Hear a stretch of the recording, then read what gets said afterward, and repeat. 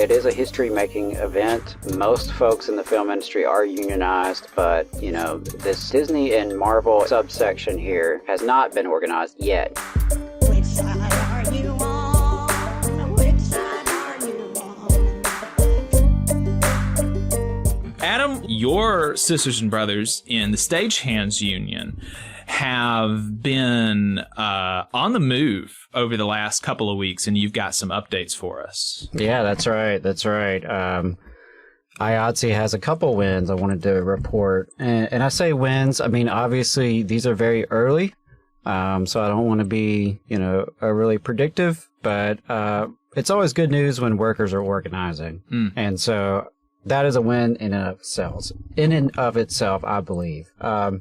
So first up, I wanted to mention that VFX workers at Marvel Studios have filed for an unprecedented union election, or at least it was unprecedented.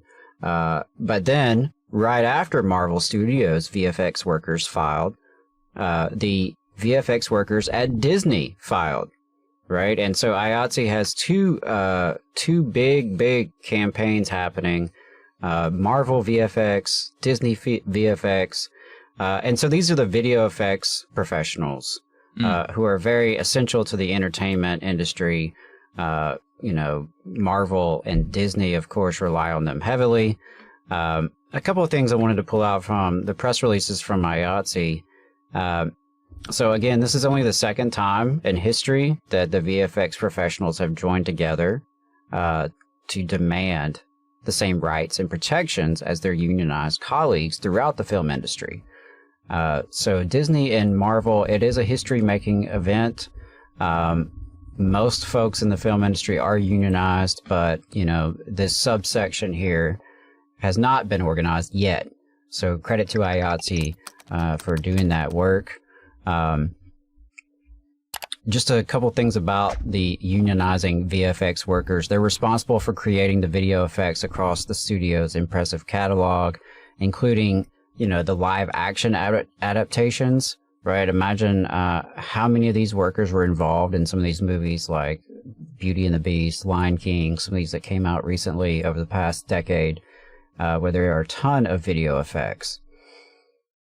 And a super majority, over 80% of the VFX crew members at Walt Disney Pictures signed authorization cards. So, we'll see how long an election takes. It could commence as soon as 2 to 3 weeks. If a majority of these workers vote in favor of unionizing in that election, the studio would be required to begin good faith negotiations for a contract covering these workers as a group. In the words of Mark Patch, who is an IATSE VFX organizer, courageous visual effects workers at Walt Disney Pictures overcame the fear and silence that have kept our community from having a voice on the job for decades. With an overwhelming supermajority of these crews demanding an end to the way VFX has always been done, this is a clear sign that our campaign is not about one studio or corporation. It's about VFX workers across the industry using the tools at our disposal to uplift ourselves and forge a better path forward. I really love that. The unionizing workers are demanding fair compensation for all hours worked, adequate health care, retirement benefits, and more generally, the same rights and protections afforded to their unionized coworkers who are already represented by IATSE. These demands echo the increasingly prevalent calls for improvements across the VFX industry and are corroborated by the VFX worker rate and conditions survey that IATSE published back in March and that we talked to you all about. And so shout out to IATSE, shout out to the visual effects workers at Marvel Studios and at Disney for organizing. It's just been way too long that these folks have been left out, more or less. And so it's historic that they are organizing and fighting for a union, and just really wishing them all the best.